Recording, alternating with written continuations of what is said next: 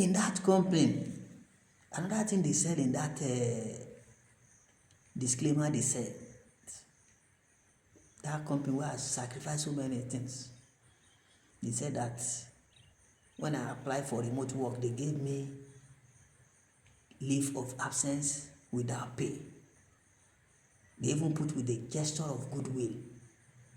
Then they now said I rejected it, which was a lie. It was a deliberate misinformation. First, the leave of absence they granted me was granted to me in bad faith. The headache is that they know that with remote work, if they get that approval, it was not in the policy according to them. What they eventually get me was not also in the policy. With remote work, I'll be working, I'll be collecting salary. It is that salary that was the headache. They didn't want me to be paid. That was their problem. That was their headache. They didn't want me to be paid. So they manufactured leave of absence, which was not also in the policy. Because I was aware that remote work was not in the policy, so I asked for exceptional approval. They now chose to give me that was not also in the policy. They didn't want to give me remote. They now recommended something that was not also in the policy. They call it leave of absence. And they were silent about pay or no pay. But they communicated to people that without pay was what they granted me. They were silent. I was the one who responded to the HR lady to say, I asked for remote work approval. You have given me leave of absence. What of the payment aspect of it? That was when she now responded the next day. After a month, we have been on it for more than a month. In fact, after 2 months. She now responded the next day. Money was involved. She didn't put the amount. I went to meet her to ask her the amount involved. She didn't tell me. It was deliberate. I had to keep the offer pending because they didn't put ultimatum. So I kept it pending. I applied for leave with the hope that I'll get my leave allowance. There was a loan I was taking, monthly loan from a particular bank. I will combine the two of them and use. This lady denied me all those money. She didn't pay my leave allowance that month. Meanwhile, I started my leave on the 7th. She didn't pay my leave. She made sure she denied me the access to the leave. The money I was collecting from a bank, the bank has stopped because she had written to them to inform them that I was asking for a remote access and it was possible for it to be approved for me.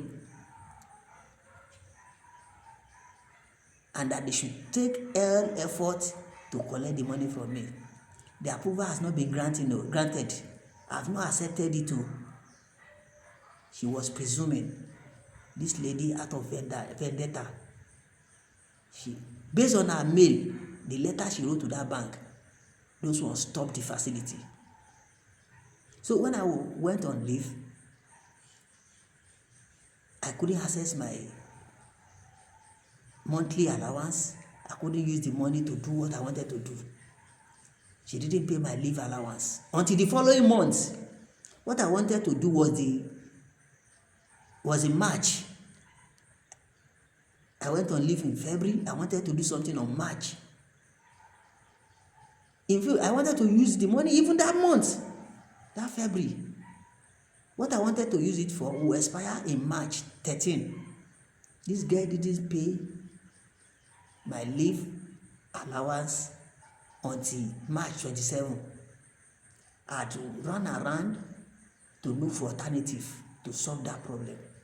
By the time I got money, it was a week to the expiration of that particular document I wanted to get. So that cost me a lot, a great inconvenience.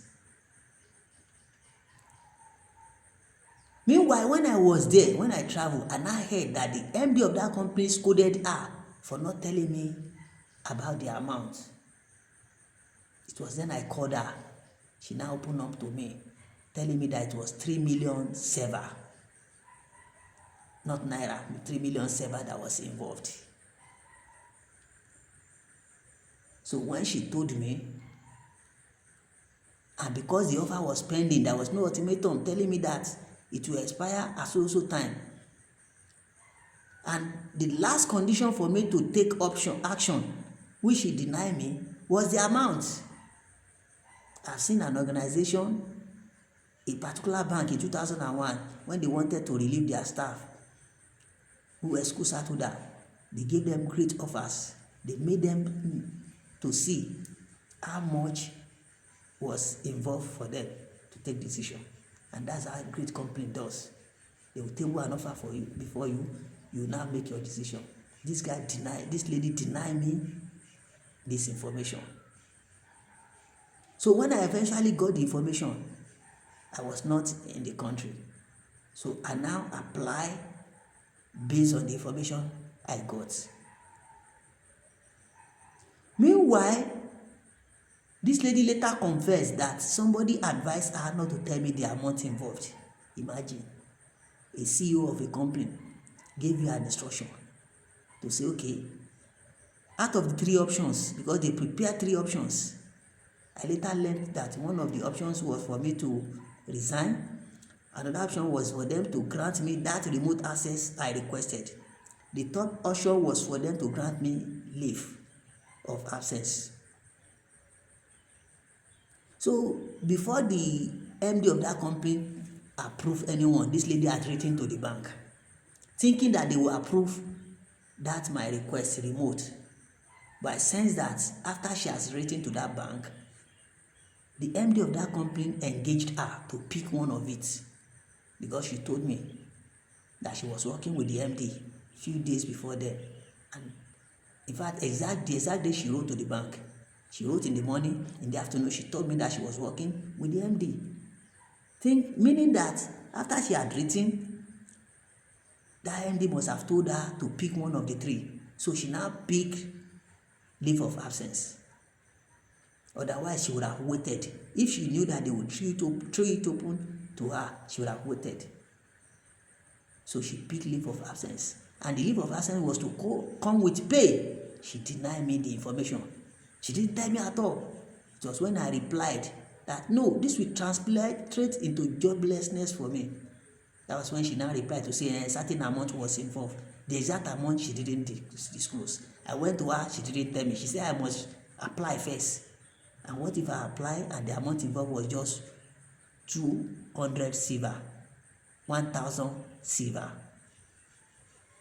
I couldn't apply. So they lied, I rejected. They had no evidence to say that I reject. I challenged them to provide evidence that state that I rejected the offer. And so I was talking about all these things. Those are evidence, those are things that you see, challenges you see, envy, gang up. People will look for excuse to deny you your rights, what you rightfully deserve.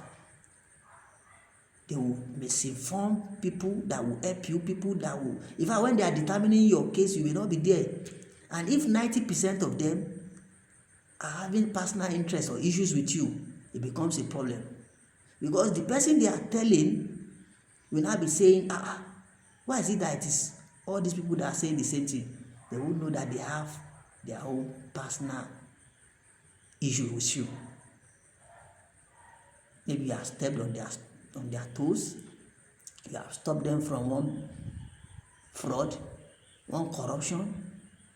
You have challenged them. They have seen you as daring and all those things. So that is what I saw in that company.